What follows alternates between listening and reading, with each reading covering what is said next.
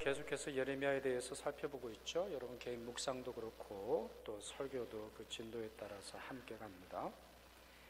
예레미야가 공적으로 사역한 기간이 40년입니다. 짧지 않죠. 상당히 긴 기간이고, 또 예루살렘이 완전히 붕괴된 이후에 이집트로 내려가서 이집트로 도망친 유대인들을 향해 사역을 하는데 대략 그게 한 10년 정도가 되는 것 같아요. 그래서 약 50년을 선지자로 사역을 합니다. 근데 이 기간 여러분들이 읽으셔서 느끼시겠습니다만 대부분이 극심한 고난 속에서 지내게 돼요. 참 어렵게 돼요. 이 예레미야 선지자를 우리가 눈물의 선지자라고 그러는데, 다른 선지자들하고 비교해봐도 고난을 많이 당하고 눈물을 참 많이 흘리는 걸 볼 수가 있습니다. 엘리야를 한번 생각해 보세요. 엘리야가 한동안은 매우 심리적인 압박감, 그 살해에 대한 위협을 느끼고는 죽으려고 하는 그러한 상태에 빠지게 되는데, 그래도 하나님은 까마귀를 보내셔서 물과 떡을 공급해 주시죠. 하나님의 기적을 보게 하세요. 물이 모자라면 물을 보내주시기도 하시든가, 아니면 비가 내리지도 않게도 하시거나 비가 내리게도 하시거나, 그가 하는 기도 속에서 세상뿐만 아니라 자기 자신을 돕도록 하시죠. 바울도 고난을 많이 당한 사람이에요. 이분이야말로 참 감옥도 자주 갇히고 고난을 많이 당하는데, 그래도 예레미야보다는 좀 나은 것 같아요. 예를 들어서 빌립보 감옥에 그가 갇혔을 때 옆에 신라가 이래도 있었잖아요. 신라. 성경을 잘 모르는 분은 신라 고구려 백제 이거라고 보시는데, 그게 아니라 신라라고 하는 사람 이름입니다. 그리고 로마 감옥에 꽤 오랫동안 있었지만 에바브로디도나 많은 사람들이 찾아와서 그래도 책도 갖다 주고, 디모데야 네가 올 때는 가죽으로 싼 책도 갖다 주고 겉옷도 갖다 달라 라고 하소연하고 부탁할 만한 사람이 있었지만, 예레미야는 거의 없었던 것으로 보여요. 예레미야서를 통째로 다 털어서 한번 봤어요. 몇 명이나 예레미야 편을 쓰는가? 3사람이에요. 첫째는 바룩이라고 하는 사람은 예레미야가 전한 메시지를 전하죠. 그럴 수밖에 없죠. 왜냐하면 일생의 상당 부분을 감옥소에 있으니까 누군가가 그걸 이제 받아 적고 전달을 하는 그런 역할을 해야 하는데, 바룩이라고 하는 사람이 그래요. 여호야김 때, 저희가 주로 요즘 살펴보는 이 본문은 시드기야 왕 때의 이야기예요. 유다의 마지막 왕. 근데 그 앞서서 여호야김 때 이분이 많은 선지자들을 살해해요. 우리야라고 하는 매우 유명한 선지자들을 살해하는데, 그때 예레미야를 죽이려 하죠. 그 순간에 아히감이라고 하는 사람이 등장을 해서 막아섭니다. 아주 용감하게 막아서서 예레미야를 죽이지 못하도록 하는 것을 볼 수 있어요. 그리고 3번째 사람이 등장하는데 바로 오늘 본문에 나오는 에벳 멜렉이에요. 정확한 발음은 에벳 멜렉이에요. 이 말은 사람 이름 같지는 않아요. 왜냐하면 에벳이라고 하는 말은 종이라고 하는 말이고, 멜렉이라고 하는 말은 왕이라는 말이에요. 여러분 오타와든지 어느 도시에 가봐도 유대인들이 많이 사는 동네의 길 이름에 멜렉이라고 있어요. 아니면 말락 이런 길이 있는데 유대인들이 좋아하는 그런 이름이죠. 그러니까 이분은 왕의 종으로서의 직책을 가지고 있는 것으로 보이는데, 오늘 본문에 보면 구스 사람이라고 했어요. 구스. 이것도 나라 이름이죠. 제가 초신자들 가끔 만나다 보면 구스 사람, 그래서 캐나다 구스를 생각을 하시는데 그거 아니고요. 캐나다 사람 아니고요. 에티오피아 사람이에요. 에티오피아를 구스라고 부르죠. 쿠쉬, 쿠스 이렇게 이제 발음을 하기도 하는데, 이 나라 사람이에요. 나훔서를 보니까 이집트와 이 에티오피아는, 구스는 끝이 없을 만큼 강하다 했어요. 시편을 보면 구스 사람, 에티오피아 사람들이 2손을 들고 하나님을 향해 나오다 이렇게 표현을 하고 있는 걸 볼 수가 있습니다. 그 외에도 여러 성경에 이 에티오피아 사람들을 긍정적으로 봐요. 그럴 만한 게, 아브라함 때 이스라엘 조상들이 가나안에 살다가 이집트로 피신을 해가잖아요. 그게 창세기의 이제 마지막 부분인데 이집트로 이민을 간단 말이에요. 그리고서는 이제 출애굽기가 발생하기 전까지 상당히 오랜 기간 동안 걸리는데, 그때 많은 유대인들이 이집트뿐만 아니라 에티오피아에도 자기들의 공동체를 건설을 해요. 그래서 이 두 나라는 친유대, 친이스라엘이라고 부를 수 있게 되는 것인데요. 아마 이런 나라에서 똑똑한 한 사람을 불러서 이 시드기야 왕은 외교의 일을 맡겼던 것으로 보여요. 왜냐하면 당시에 시드기야 왕은 바벨론이 세운 왕이에요. 그러나 마음속에 꿍꿍이로 이집트라든가 에티오피아의 도움을 받아서 바벨론을 몰아내려고 하는 마음속에 좀 꿍꿍이가 있었던 사람이거든요. 그러니까 이 에티오피아 내시를 한 명 등용을 해서 이집트와 구스 아니면 여러 다른 나라와의 국제적인 관계에 자문 역할을 맡겼던 것으로 보입니다. 이분이 하루는 소식을 들어요. 예레미야가 잡혔다는 거예요. 예레미야가 구덩이에 던져져서 죽을 지경이 됐다고 하는 사실을 깨닫습니다. 오늘 본문 7절이에요. 그리고 나서는 8절, 그는 매우 급하게 조금도 지체하지 않고 왕에게 다가갑니다. 당시에 왕이 어디 있었냐면 베냐민 성문에 있었다 그래요. 그러니까 베냐민 문이라고 하는 것은 예루살렘이 있을 때 북쪽으로 베냐민 지파가 북쪽에 있거든요. 그리고 더 나아가면은 바벨론까지 가는 거예요. 그 문이 그 당시에 핫포테이토였어요. 바벨론을 공격할 때 처음 타겟이 그곳이었고, 그리고 그것으로 올라감으로 말미암아 여러 사절단이 이제 출입하게 되는 그런 곳인데요. 왕이 거기 있었어요. 여러분 다시 상기시켜 드립니다만 에벤멜렉은 이방인이에요. 유대교로 개종했으리라고는 우리가 확신할 수 있지만 그의 출신 또 그의 직업, 그가 하는 일은 이 도메스틱, 이 국가 내부의 일이 아니라 외부적인 일로 보이는데, 에벤멜렉은 지체하지 않고 왕을 찾아가서 예레미야를 살려내려 합니다.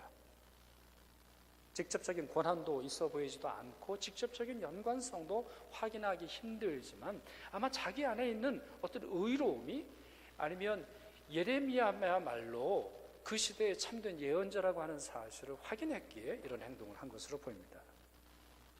왕에게 찾아가서 다음과 같이 요청하죠. 9절 말씀입니다. 내 주 왕이여, 저 사람들이 선지자 예레미야에게 행한 모든 일은 악하니이다. 성중에 떡이 떨어졌거늘 그들이 그를 구덩이에 던져 넣었으니 그가 거기에서 굶어 죽으리이다. 여러분, 이건 대단히 용기 있는 발언이에요.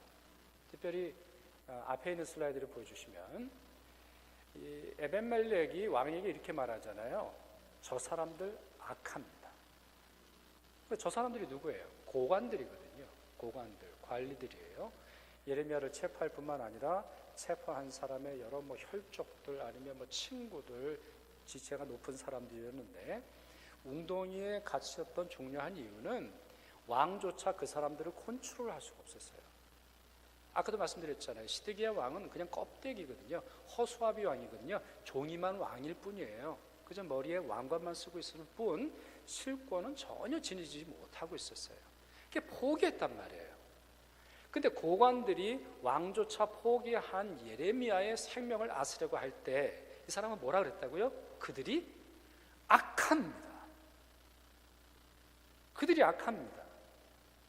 그 누구도 말하지 못하는 순간 그 누구도 악하다, 선하다, 살려내야 한다 등등 이러한 말을 할 수 없는 모든 총체적인 순간이 아주 좋지 않을 때 그는 홀로 서서 그들이 악하다고 하는 사실을 고발하죠. 뿐만 아니라 당시에는 성의 경제가 매우 좋지 않았기 때문에 예레미야가 거기서 죽을 것이다라고 하는 사실을 말합니다. 여러분, 이 모습에서 어떤 분이 좀 떠오르지 않으시나요? 사실 이 에벤멜렉은요, 에벤멜렉의 본문 자체도 참 은혜롭지만 다른 본문이랑 막 비교를 해서 읽어보면, 그리고 이제 예레미야가 점차 이제 후반부로 넘어갈수록 39장에 유다가 이제 망합니다. 그리고는 이제 이집트로 가는 사람들이 있고, 예레미야가 이제 열방을 향한 메시지를 선포합니다. 예레미야가 바벨론은 어떨 것이고 애굽은 어떨 것이고 각 나라마다 하나님께서 정하신 원칙이 무엇인지가 선포가 되는 이제 메시지가 막 확장되어 나가는 것을 볼 수가 있어요. 그런 점에서 이 에벤멜렉은 매우 중요한 사람인데 이 장면, 왕에게 찾아가서 정말 당시에 여러 사람들의 위협과 협박을 두려워하지 않고 용기를 내서 발언함으로 말미암아 예레미야를 구출해내는 장면, 여러분 누가 떠오르세요? 에스더가 떠오르지 않으세요? 에스더가 했던 유명한 말 있잖아요. 죽으면 죽으리이다.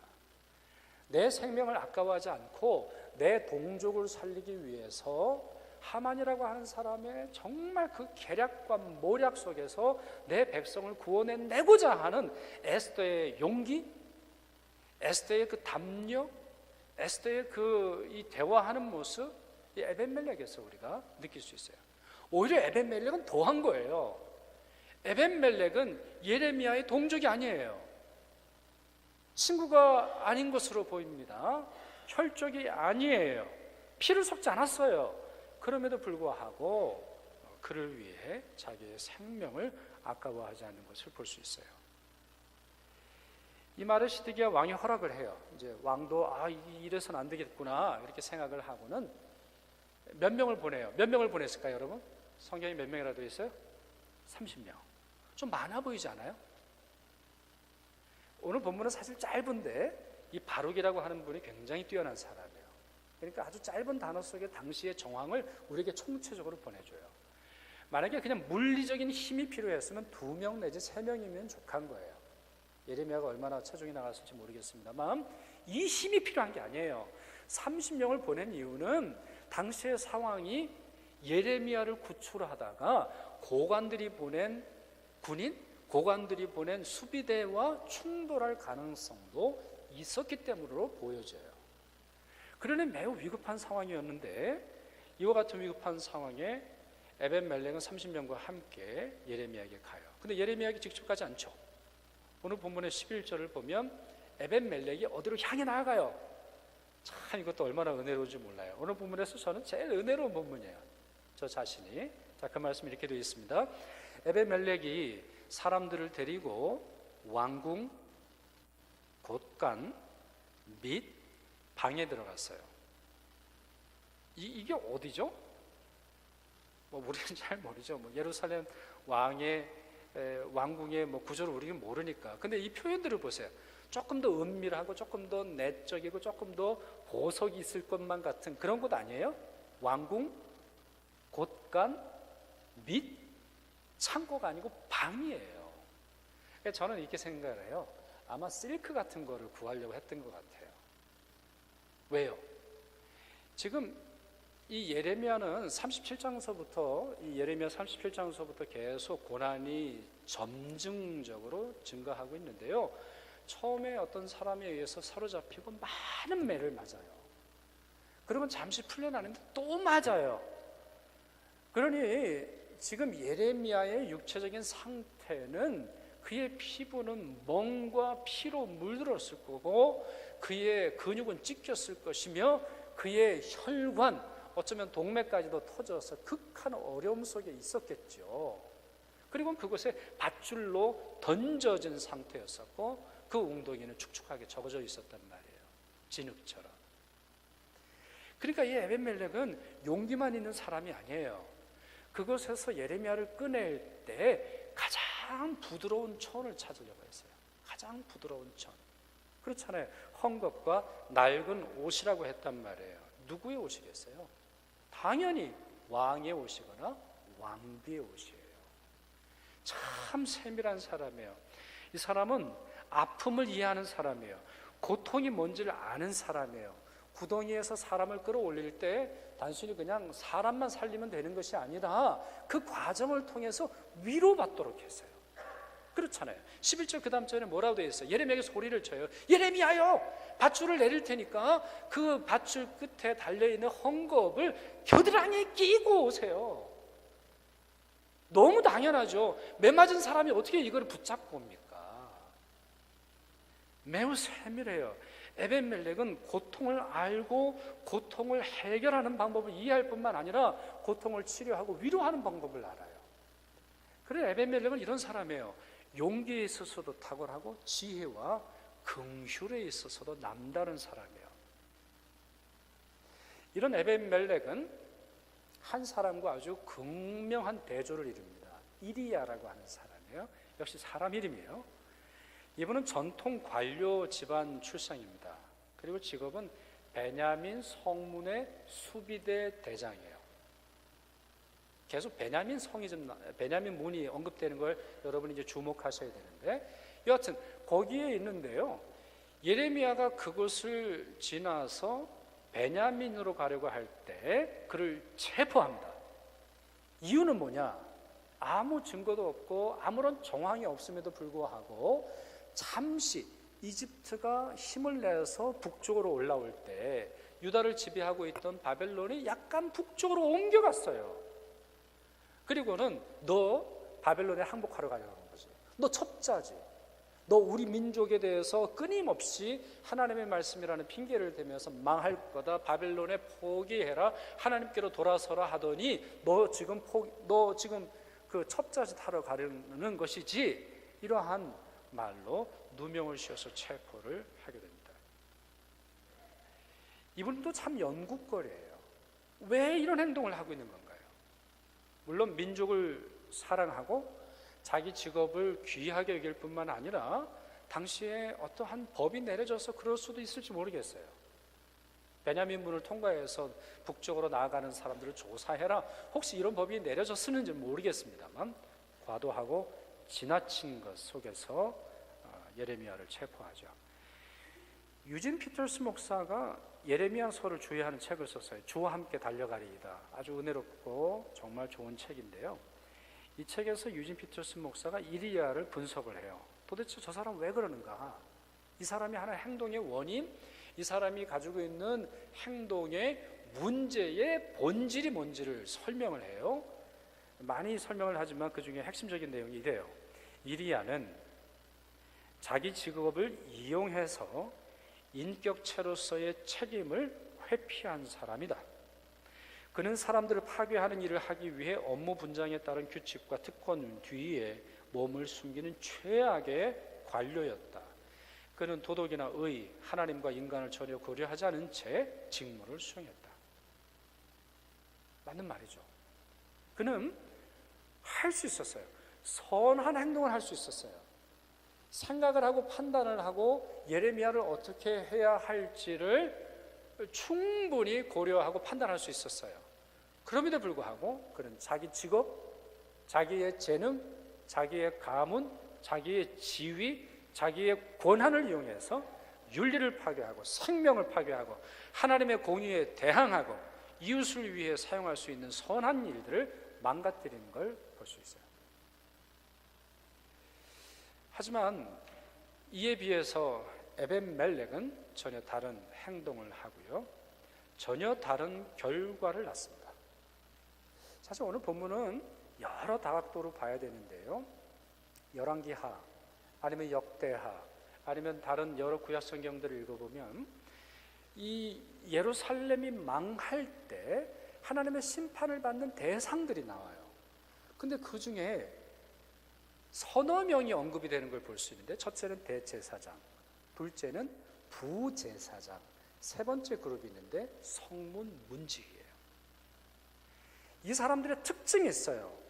이 사람들은 대단히 중요한 권한, 하나님께로 사람을 인도해야 할 권한과 의무와 직책, 자기 국민들을 보호할 뿐만 아니라 외국으로부터 자기 나라를 지켜야 하는 권한과 의무가 있음에도 불구하고 방만하고 유기하고 제멋대로 살던 사람들이죠. 그렇게 역사가들은 그들의 망하는 모습을 세밀하게 기록해 놓은 것을 볼 수가 있습니다. 에벤멜렉은 달랐어요. 에벤멜렉은 두 가지 큰 결과를 낳습니다. 첫째, 예레미야를 살려요. 그리고 예레미야를 통한 하나님의 메시지가 중단 없이 선포되도록 돕습니다. 둘째, 자기 자신이 살아요. 이 일로 자기가 살아요. 이 일로 하나님의 인정함을 받고 하나님의 보호를 받습니다. 예레미야 39장, 오늘 우리가 보는 본문은 38장인데 39장에 이제 수년이 흘러서 유다가 완전히 망해요. 시드기야의 두 눈이 뽑혀서 바벨론으로 끌려가죠. 왕궁과 백성의 집은 불태워졌고 성벽은 무너져요. 대다수 사람들이 살해를 당하죠. 많은 사람들이 바벨론으로 끌려가요. 그리고 남은 사람들이 있는데 아무 소유가 없는 빈민만 그 땅을 지켜요. 매우 상징적인 거죠. 매우 상징적인 거예요. 이것이 유다 역사와 예루살렘 성전의 비극적 종말이에요. 예루살렘 성전, 이스라엘 사람들이 그렇게 자랑스러워하는, 이스라엘 사람들이 그렇게 자긍심을 느끼는 예루살렘 성전이 이때 종말을 맞습니다. 여러분, 상식적인 건데 유대인들의 옷 색깔이 있죠. 우리 한국 사람들은 무슨 옷을 입어요? 우리는 흰색을 좋아해요. 그래서 우리는 떡도 먹고 설날이 되면 흰떡 먹고 뭐 가래떡 먹고 뭐 하여튼 흰색을 너무너무 좋아해요. 근데 이 이스라엘 사람들은 옷을 가만히 보세요. 여러분 기억 좀 나시나요? 이스라엘 옷 무슨 색깔이에요? 검은 옷이에요. 상복을 입어요. 예루살렘 성전, 시온산에 세워져 있는 성전이 유대인 소유가 아니에요. 이슬람 땅이에요. 그래서 이스라엘 사람, 유대인이 그 땅에 올라갈 때 이제 3차 대전이 벌어질 거다, 이런 말을 이제 하고 있는 것이죠. 그래서 요즘에 자꾸 미국에서는 대사관조차도 예루살렘을 옮겨야 한다, 수도를 예루살렘으로 옮겨야 한다. 이게 오래된 이 이스라엘 사람들의 주장이에요. 근데 그와 같은 자긍심이 있던 성전과 예루살렘이 함락되고 붕괴되고 사라지는 것이 바로 이때이죠. 이런 환란 속에서 하나님은 예레미야를 통해 에벤멜렉을 안전하게 지키시겠다 약속하십니다. 17절, 18절이에요. 예레미야 39장. 우리 이 말씀 같이 읽도록 하겠습니다. 예레미야의 말씀이니라. 내가 그날에 너를 구원하리니 내가 그 두려워하는 사람들의 손에 넘겨지지 아니하리라. 내가 반드시 너를 구원할 것인즉 내가 칼에 죽지 아니하고 내가 모략물 같이 내 목숨을 얻을 것이니 이는 내가 나를 믿었습니다. 자, 거기까지만 보도록 하겠습니다. 자, 이 말씀 보실 때 우리 앞에 있는 슬라이드에서 아주 중요한 단어가 있죠. 자, 뭐예요? 너를 구원하리니. 그 다음 말은 어떻게 말씀하시죠? 내가 반드시 너를 구원하리니.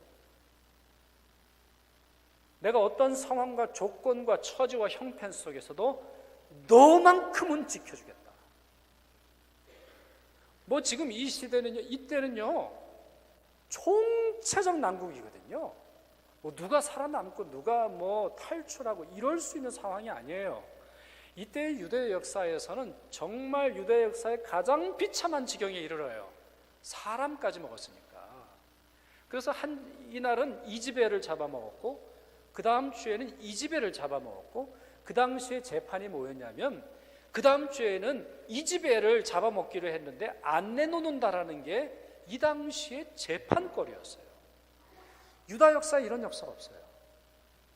이러한 처참한 지경에서 하나님은 에벤멜렉을 향해 나는 너를 반드시 지킬 거야. 근데 여기 매우 상징적인 표현을 쓰시죠. 그 다음 슬라이드 보여주시면, 자, 어떻게 지켜주세요? 내가 노략물같이 너 목숨을 얻을 것이다, 이렇게 말해요. 여러분, 노략물이 뭐죠? 전리품이라고 이제 바꿔서 말하는 게 좋을 것 같아요. 전리품이 뭐예요? 원래는 이 나라 거거든요. 근데 더 강한 나라가 와서 쳐서 이기면은 이 땅의 모든 소유를 가져가는 게 전리품이에요. 맞아요.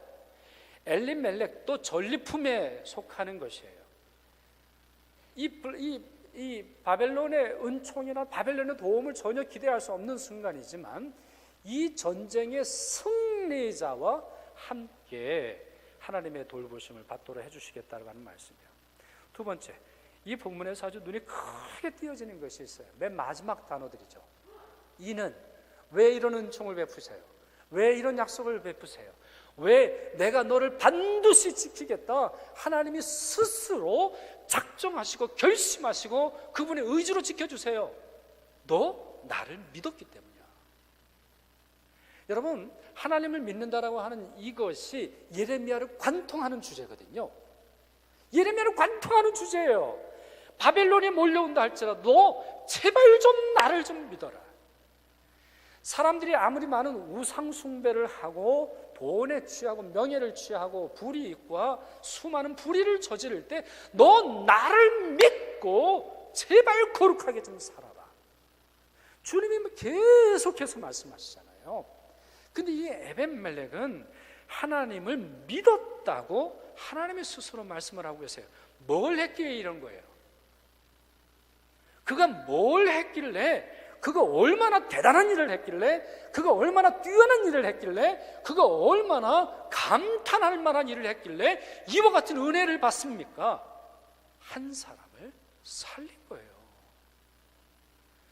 모든 사람이 죽이려고 할 때 에벤멜렉만큼은 자기의 생명을 아까워하지 않고 웅덩이에서 그 사람을 끌어내어 살리는 이 일이 하나님으로부터 이렇게 큰 축복과 은혜를 경험케 한 것이죠.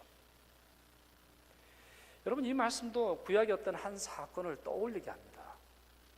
여러분, 뭐가 좀 떠오르세요? 뭐가 떠오르세요? 많이 떠오르실 거예요. 그 중에 하나, 저는 떠오르는 게 라합이에요. 여리고 성이 이제 함몰되지 않습니까? 여리고 성이 완전히 허물어지잖아요. 실제로 여리고 성은 그대로 남아 있어야 되는데 그 이후에 계속 이제 복원하는 걸 볼 수 있습니다만, 이스라엘 조상들이 가나안에 도착하고서 여리고성을 점령해요. 이 일은 믿음의 역사예요. 그렇죠? 왜냐하면 뭐 창이나 칼이나 대포나 뭐 돌을 써서 이긴 게 아니니까 완전히 믿음으로 말미암아 이기게 되는데, 그때의 기생인 라합이 구출을 이제 생명을 보존하게 되죠. 히브리서 11장은 라합을 탁월한 믿음의 소유자로 소개하고 있어요. 히브리서 11장은 믿음장이라 그래요. 구약 성경에서 가장 대표적인 믿음의 인물들을 선택을 해서 왜 그들이 믿음의 사람인지, 그리고 그것이 크리스천들에게 어떤 의미를 주는지 모범으로 보여주는 거예요. 그러니까 히어로들 중에 히어로죠. 구약의 히어로들, 믿음의 영웅들을 소개하는 그런 장인데, 그 말씀이 이렇습니다. 믿음으로 7일 동안 여리고를 도니 성이 무너졌으며, 자, 그 다음 잘 들으세요. 문장이 그 비슷한 구조 속에서 반복되는데, 믿음으로 성 밖에서도 이스라엘 백성들이 믿음으로 말미암아 성을 돌고 7일 동안 돌아서 성을 허물어뜨린 것처럼, 그 허물어지는 성 안에 있는 한 여성 라합은 믿음으로, 그 다음입니다, 정탐꾼을 평안히 영접하였으므로. 라합이 한 일은 이거예요. 자기 성에 찾아온 사람, 그때 성은 사실은 큰 웅덩이라고 볼 수 있어요. 그 성에 갇혀있는 사람들은 자기 앞에 닥친 운명을 알지 못하고 그저 두려움 속에서 그 성을 문을 잠그고 있으면 살아남으리라고 예상했었죠. 거대한 웅덩이였죠. 그럼에도 불구하고 자기에게 찾아온 정탐꾼을 성 밖으로 달아내리기 위해서 밧줄을 만들지 않습니까? 밧줄을 만들어서 내보냄으로 말미암아, 그리고 그와 같은 일로 말미암아 멸망하지 아니하였도다. 이와 같은 역사적인 사실로 소개하고 있습니다. 여러분, 본문은 유사하지 않나요? 예레미야 39장에 나오는 예레미야 39장 17절 18절과 히브리서 11장에 나오는 이 말씀이 비슷하지 않나요? 비슷하지 않나요? 누군가의 생명을 인도하기 위해서, 누군가를 생명길로 인도하기 위해서 수고를 아끼지 않는 행동, 하나님은 믿음으로 보세요. 둘째, 하나님은 그 행동, 그 믿음을 보셔서 보호받게 하시고 망하지 않게 하시고 살려주시고 환난과 어려움 속에서도 주의 은혜의 당사자가 되도록 하시는 것이죠. 예배를 드리기 앞서서 말씀드렸죠. 오늘은 빼빼로데이입니다. 11월 11일.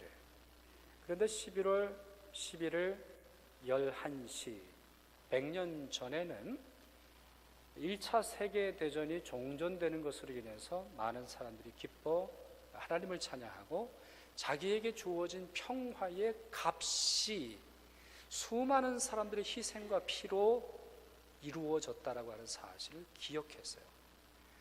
이것이 이제 한국 조선에도 매우 중요한 사건이에요. 그것이 지금 이제 2018년이니까 100년 전이 몇 년이죠? 계산이 안 되는데 1918년 11월 11일 11시겠죠. 이때 조선이 사절단을 보냅니다. 전 세계가 1차 대전이 마치고 나서 평화를 선언할 때 여러분 조선이라는 나라가 있습니다. 조선이라는 나라, 아무도 알지 못하고 핍박을 받고 일제강점기에 의해서 나라가 망한 이 사실을 여러분들에게 알리고 싶습니다 라고 하는 사절단을 보내죠. 그러나 그 사절단은 국가의 주권을 잃어버렸기 때문에 그 박람회장, 그 회의장에 들어가지 못하는 일이 있습니다. 그로부터 몇 달이 지나서 1919년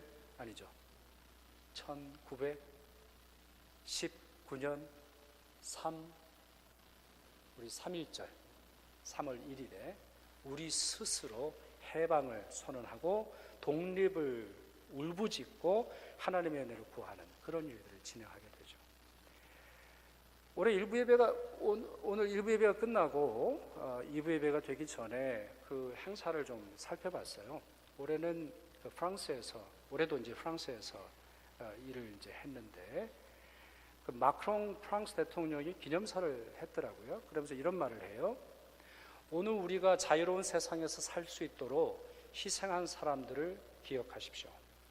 평화가 다른 모든 것 위에 있는 최상의 가치임을 그가 역설합니다. Nationalism, 자기 국가, 자기 민족, 자기 혈통, 오직 자기만을 돌보던 세상이 아니라 누군가가 어려운 일을 당했을 때 발벗고 나선 그 역사를 다시 우리에게 상기시켜주는 연설을 했습니다. 생명과 평화, 수고와 희생에 따릅니다. 그래서 이날이 되면 Remembrance Day가 되면 수많은 젊은이들, 수많은 희생자들을 기억하고 추모할 뿐만 아니라 우리 모든 크리스천들은 성경의 가르침을 다시 기억하고 다시 마음에 새겨야 하는 것이죠. 말씀을 정리하고 맺습니다. 에벤멜렉, 이분의 이 모습을 여러분 기억하시기 바랍니다. 복습 한번 해볼까요? 에벳멜렉, 무슨 뜻이라 그랬죠? 왕의 종이라고 하는 뜻이에요. 시드기야의 종이라고 하는 말이죠. 그런데 에벤멜렉이 예레미야를 구출하기 위해서 자기의 생명을 아까워하지 않을 때, 그리고 그 일을 단순히 상상과 생각과 기대 속으로만 남겨두지 않고 실행했을 때 그는 여호와 하나님의 종이 됩니다. 그래서 그분이 일으키신 전쟁에 살아남도록 하셨고 그분의 승리에 동참케 하셨죠. 이제는 이 시대 속에서 여러분이 그런 사람이 되어야 되겠습니다. 많은 사람들을 우리의 왕이신, 우리의 생명을 주관하시는 하나님께로 이끄시고 그리고 하나님께서 만들어 가시는 새 나라와 새 땅의 주인공이 되시기를 바랍니다. 기도하겠습니다. 모든 마음으로 창조하시고 사랑과 자비로 돌보시는 주님, 주님께서는 지극히 작은 자에 대한 우리의 행동을 주님을 위한 행동으로, 지극히 작은 자에 대한 우리의 침묵을 주님을 향한 침묵으로 여기신다 말씀하신 것을 기억합니다. 주님을 믿는 저희들이 주님 말씀에 순종하며 살도록 도와주시옵소서. 사랑을 나누게 하옵시며 복음을 전하게 하옵시며 사랑과 복음 전파를 위해 사람들이 처한 웅덩이를 향해 달려가도록 이끌어 주시옵소서. 그리고 에벤멜렉과 라합과 에스더에게 내리셨던 믿음의 축복을 저희에게도 내려 주시옵소서. 자신의 생명으로 누군가의 생명과 평화를 지켰던 이들을 기억합니다. 캐나다의 수많은 젊은이들이, 한국의 수많은 젊은이들이, 세계의 수많은 젊은이들과 군인들과 양심적인 사람들이 세계의 평화를 지키기 위해서 자기 민족의 보더라인을 넘어섰던 것을 기억합니다. 저희도 그런 사람 되도록 도와주시옵소서. 이날 Remembrance Day를 감사로 보내게 하옵시고 또한 다음 주에 있을 새생명 전도 축제를 믿음으로 준비하는 저희들이 되게 하셔서 많은 사람들을 그리스도께로 돌아오게 하고 저희도 주님 칭찬 듣게 하여 주옵소서. 우리를 위해 생명을 주신 예수 그리스도의 이름으로 기도드리옵나이다. 아멘.